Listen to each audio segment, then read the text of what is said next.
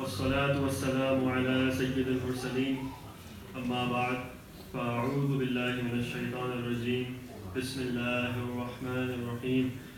Please repeat after me. الصلاة والسلام عليك يا رسول الله وعلى آلك وأصحابك يا حبيب الله. الصلاة والسلام عليك يا نبي الله وعلى آلك وأصحابك يا نور الله.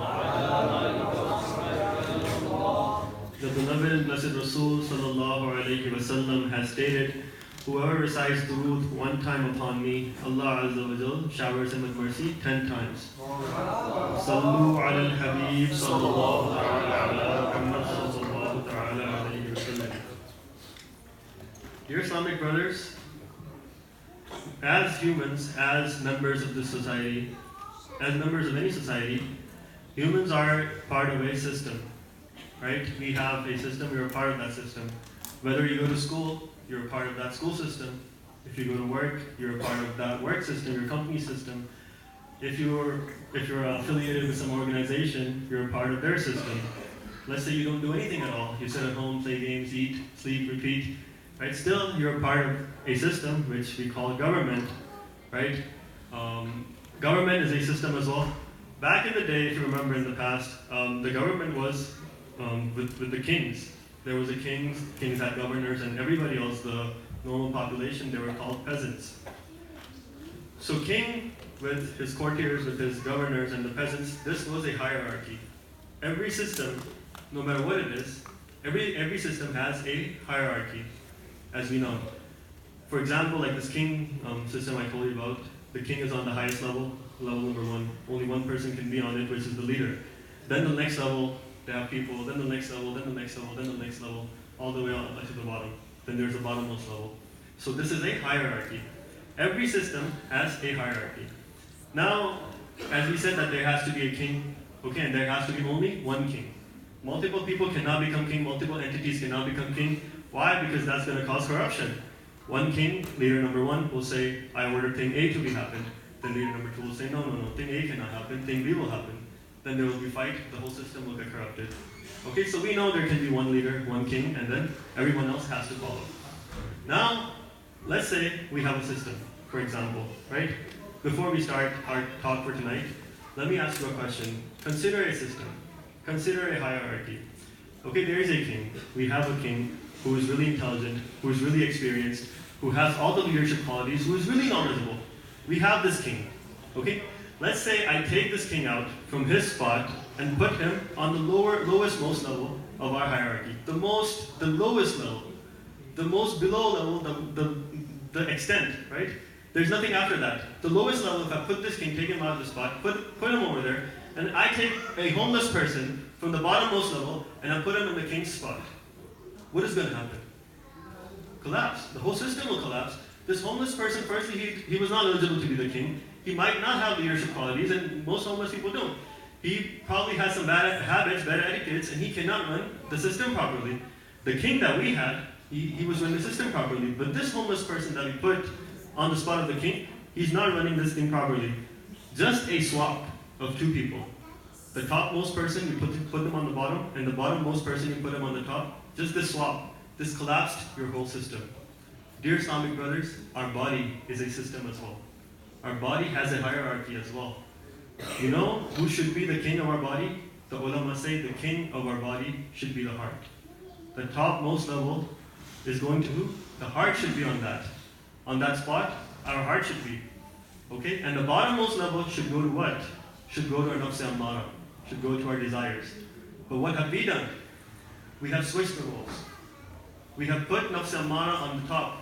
We have made nafs ammara the king. We have made our desires a king. And our heart comes on the bottommost level. What happened as a result? Collapse. The heart, which was supposed to be a king, which was supposed to rule everyone, is now becoming a slave. Is now a slave of nafs ammara. Whatever your desires are asking you to do, we're following it. The heart is following it. That's not how it's supposed to be. Just this swap in worldly life, in this dunya, in this society, if we just take off the king and put a homeless person on the spot, you know what happens. But we have put our nafs ammara, we have put our desires, in the spot of the king. Our heart is not the king anymore. Now, you see the corruption in the society. You see bad stuff happening in our lives. You see restlessness, the lack of tranquility in our hearts. What is the reason? What is the reason? The king that you have chosen is not proper. It's not eligible to be the king. This nafs ammara is supposed to be the lowest, most noble, homeless person in a hierarchy. And what have we done? We have made it a king. So that nafs ammara, okay, we get this word nafs ammara. What is nafs ammara? Nafs ammara basically is that fact, the reality of desires. Right? This is the word that we get from the Quran. The Quran states in Surah Yusuf, Inna nafsa la ammaratum bisu. That the nafs, indeed the nafs, is ammara, is a commander, is an extreme commander to what? To the evils, to the bad things, to the wrongdoings. Ammara means something that entices you big time, something that convinces you, something that urges you, provokes you to do something. And this nafs that we're talking about, the nafs ammara, what does this do? This provokes you to do the evils, to commit wrongdoings. This is Surah Yusuf. Now, when Allah subhanahu wa ta'ala, He created the nafs, Allah called it to His court. And Allah asked the nafs, Man anta wa man ana. Who are you and who am I? Now the answer the nafs gave to Allah will shock you. The nafs, the obstinate nature, the blatant answer nafs gave to Allah, nafs said, Anta wa ana. You are you and I am I. Such a blatant, such a mischievous answer. Such a bad answer, such a misbehavior. In the court of Allah, Rabbul Alameen, the creator of everything. Nafs is saying, Anta wa ana. You are you and I am I. Now, I'll make this easier for you for some people who might have not understood this. Let's say a cop pulls someone over and asks them, what is your name? Who are you? And he says, I am me, you're the cop. Right? What's going to happen then? We know the result. Or if someone goes to court, the judge asks him, well, who are you? Why are you here? He's going to say, I am me, you are the judge, this is the court. Think about this, the magnitude of this answer. Nafs is saying to Allah Rabbul Alameen, Anta wa ana. You are you, I am I. Allah subhanahu wa ta'ala imposed the torment of fire on nafs for years. Then after that, Allah called the nafs. Then asked the same question. Man anta wa man ana. Who are you and who am I? The nafs, still firm on his previous answer, did not budge, did not move from his place. Same thing, nafs said, Anta wa ana. You are you, I am I. Now, Allah subhanahu wa ta'ala gave it different types of torments throughout the years. Kept giving it torments. After years of torment, Allah subhanahu wa ta'ala called the nafs again. Asked it the same question. Man anta wa man ana. Who are you and who am I? Nafs again replied the same. Anta wa ana. You are you, I am I. Now, Allah Azza wa Jal, He imposed the torment of hunger on the nafs. Allah kept the nafs hungry for years. And after years of hunger, Allah Azza wa Jal called the nafs again and asked the same question. Man anta wa man ana. Now the nafs said that you are Rabbul Alameen. You are the creator of everything. You are the creator of everything. You are the only one that's worthy to be worshipped. And I am your creation. I am the nafs. So this story, this narration tells us that nafs is really obstinate. Nafs is really stubborn. Nafs is really mischievous. Nafs will not move. Nafs will not break from anything, from any torment. No matter how severe the torment you give the nafs, nafs won't break. What broke the nafs? That was the hunger. Nafs is broken by hunger. When you give it food, when you give it luxuries, nafs gets fueled up. This is the fuel for the nafs, the food. Okay? Eating in excess, that is the food, that is fuel for the nafs. And we know the narration of Sayyidah Aisha Siddiqa radiallahu ta'ala anha, that the first bid'ah that was invented in Islam, the first innovation was eating in excess. The first bid'ah was eating in excess. This was not done before. People started eating in excess after the Nabi Kareem sallallahu alaihi wasallam in that era. So this is the first bid'ah that was established in Islam. Then we know that, okay, eating is not haram, right? Eating itself, just the act of eating. This is not haram by itself unless you eat to an extent that makes you sick. But the point is that giving nafs so many luxuries, giving it freedom, this is going to cause you harm. Why? Because Imam al-Ghazali, radiallahu ta'ala anhu, he says in his book Minhaj al-Abidin that nafs is a thief of the house. Thief of the house. What does this mean? For example, if somebody wants to steal something from your house and he's an outsider, what does he have to do? Firstly, he will have to break in. Then he'll have to look around the house and, okay, where would he hide his valuables? Then he'll have to break into that safe or whatever your protection box. Then he'll have to carry it. Then he has to run out before you all come. So many steps, so many things that he has to do. But let's say the thief is inside your house. then what's going to happen? He does not have to break in. He does not have to look. Where do you put your valuables? He knows everything. No breaking in, no looking for valuables. He knows everything. He's just going to go up to your protection box. He's going to take whatever you have, and then he doesn't have to run away either. This is nafs. Nafs is the open enemy of the human. Why? Because it's the thief of the house. It knows where you keep your valuables. It knows your weak points. And that's how it attacks you. Okay? And as a human nature, as a human nature, what happens is when you're really close to someone, you start loving it. And then you forget about its flaws. If you get, for example, a pet, let's say you go get a cat. You have a cat, you start living close to it. You get closer and closer to it, you start loving it, and you forget about the flaws that your pet might have. Same thing is with the nafs. Nafs is inside you. Right? Nafs is inside you. You cannot look at it, you cannot see it, you cannot face it. It's inside of you. It's so close of you, it's so close to you that you start loving it. Just like any other thing that is close to you. You start loving your nafs to an extent that you forget about its flaw. All the flaws that nafs has, you ignore it. Why? Because that is the rule of love. When someone loves something, when someone loves someone else, he overlooks all the flaws that his beloved has. That is the rule of love. And that is what we are doing as humans as well. We love our nafs so much, this fake king that we have made in our system, we love it so much that we have forgotten about its flaws. We don't even see that this nafs is not even eligible to be the king, and we have gave it this maqam, this status in our life, this status in our body system, that we have made it a king, we have made it a ruler, it rules our entire body. Think about it, this is true. And when we realize that this has flaws, we're going to ignore it. We're not going to understand this concept that our nafs is flawed. This does not deserve to be the king. Why? Because we love it so much. It's deeply inside us. And that is what causes harm. That causes us harm. This fact. Okay? And human is in constant harm. Why? Because you're following the footsteps of shaitan. You're following the nafs. You're in control of the nafs. However, the nafs should be in control of you. Insan, the human, is in constant harm. Just like Allah Azza wa Jalla says in the Quran in Surah Asr, إِنَّ الْإِنسَانَ لَفِي خُسْرٍ. That indeed the insan, indeed the human is in loss. And Imam al-Razi, he says that I understood the meaning of this ayah when I saw someone who was selling ice. When I saw someone who was selling ice, he was chanting out in the market that, oh people, buy, give business to someone whose merchandise is running away. The ice that was melting. So he was telling the people, oh people, buy from me. My merchandise is running away. By the end of the day, I will have nothing. So before this thing melts, buy from me. Similarly, us humans, right? We're losing each and every second of our life. That droplets of water that were falling out from the ice, that is like our seconds. Every second in our life, that is like our life melting. The ice of our life is melting every second. So, we know that the ice will melt one day, we will die. But what have we prepared?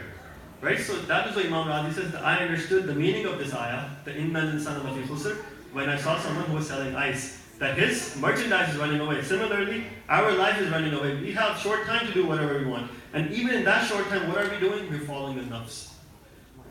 So that is what we have to do. We have to control our nafs. This fake king that we have made, we have to come back to the original state. Our heart should be the king, and this nafs should be the slave. Okay? What is the way that we can decide? I'll tell you a narration, a way we can do something. First was that bhuk, hunger, right? If we impose hunger on the nafs, we can control it. There is one more thing, that is tawbah. Okay? Before the story, let's read Durood. Sallu ala al-Habib, sallallahu ta'ala ala Muhammad, sallallahu ta'ala alayhi wa sallam. The story is of the King Mahmud and his governor Ayaz. And we know these two people are really famous, and we have heard a lot of stories. They give us pearls of wisdom, the stories that occurs in between them. So the story goes like this, that we know that Ayaz was a respected member, a valuable member of that society. King Mahmud loved his governor Ayaz to an extent. He gave him special attention, special treatment. Everything was special for Ayaz. And obviously, whenever a higher authority gives special attention to someone, his peers, they get jealous. That why is this person getting such a special attention? Why not us? Why not me? So these people kept having jealousy towards Ayaz. One day, Mahmud, the king, he understood their intentions, that these people are jealous of Ayaz. So I need to expose the secret. I need to tell them the secret. Why does this guy deserve to be treated, especially in my court? So what did Mahmud do?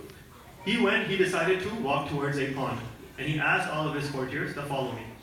He started walking towards a pond. The courtiers started following King Mahmud. When he reached to the pond, he got out a pouch of pearls from his pocket, and he emptied the pouch in the pond. So all the pearls that he had in that pouch fell into the pond, all the way at the bottom. Then he announced in public, that, "O people, I give you a command, to get these pearls out without getting wet. Get these pearls out from the pond without getting wet." Okay? So everybody was like, okay, let's try it. The first governor, the first courtier, he went near the pond. He saw the pearls shining in the ground on the very bottom of the pond, and he thought to himself that this is not possible. I cannot get these pearls without getting wet. He went back. The second guy came.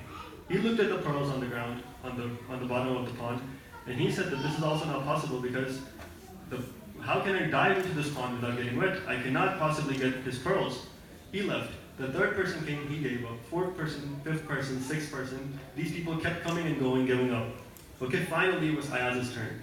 When Ayaz came, he looked at the pearls again, just like everybody else. They're on the very bottom of the pond. And he was like, okay, it's true. I cannot save myself from getting wet. But without thinking about anything, he still jumped into the water. He dived into the water. He collected all the pearls. And humbly, he started walking towards the king. And he presented the pearls. He said, "King, here are your pearls." Everybody started laughing that he's so stupid. The king clearly asked us not to get wet. And this person, he's getting wet. Anybody could have done this. We could have done this too. He got wet. He disobeyed the command. And Ayaz, he's presenting the pearls to the king. The king angrily said, Mahmud, he angrily asked Ayaz, "Ayaz, is this what I asked you to do? Do you not hear me when I asked you that do not get wet? My command was that get the pearls without getting wet. But look at you, you're drenched in water. Water is still dripping out from your body. How are you not wet? How did you follow my command?" Ayaz said, "Yes, Your Highness, you're right. But your command had two parts. Part one was to get the pearls. Part two was not to get wet. These people, they disobeyed both of your commands. At least I fulfilled one. I deserve credit for that." These people, they gave up. They were like, okay, forget the king's order. It's irrational. We're not going to follow this. Because it's not possible to get the pearls from the ground, from this pond, without getting wet. But Ayaz, what did he do? He said, my heart did not allow me to disobey both of your commands. I studied your command, I analyzed your command deeply, and I understood that there are two parts of your command. One is to get the pearls, the other one is not to get wet. I knew that it's not possible for me to fulfill the second command, but I understood that why should this fact discourage me from following the first command? And that is what we do. That is what all of them did. The second fact of not getting wet, the second condition, that discouraged them from following the first order of the king. So they totally disregarded the order, and Ayaz, he at least tried. So King Mahmud looked at the people and said that, look, this is why this guy deserves special attention. At least he tried his best to fulfill my order.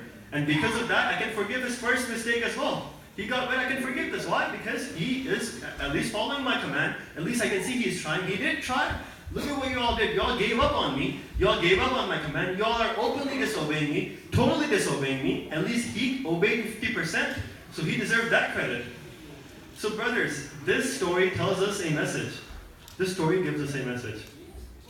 It is becoming a mindset of people that I do sin, then I do tawbah. I commit a sin, then I do tawbah, and then I break my tawbah, and then I do the sin again. So might as well never do tawbah and continue the sin. Astaghfirullah. Brothers, this is an attack of the shaitan. Yes, we understand that breaking the tawbah is bad, but how is renewing tawbah a bad thing? If you're making a sin, if you want to do tawbah from it truly, then do tawbah. If for some reason you get misguided, you get in the trap of the shaitan, you get dominated by the shaitan, and you commit the same sin again, what is stopping you from renewing your tawbah? This is an attack of shaitan. That why are you playing with yourself? Who are you kidding? You can never rectify yourself. You can never become a better person. All of these things are whispers of shaitan. All of these things are attacks of shaitan. For example, if someone is an alcoholic, for example, and he did tawbah from alcohol. Now, he did tawbah for a week, he did not drink alcohol, and now shaitan gave him waswasa and he fell into the trap and he started drinking alcohol. Now his tawbah was broken. Now he did tawbah again. He committed the sin again. Now he did tawbah again. Now he committed the sin again. And finally, what we do, we break. We're like, okay, no more tawbah, only sin. Why? If your sin is continuing, continue your tawbah as well. Why are you breaking your tawbah? Yes, we understand that sin should stop, yes. But if for whatever reason your sin is not stopping, why are you quitting the reality of tawbah? Why are you not repenting anymore? Why do we stop this idea of repentance?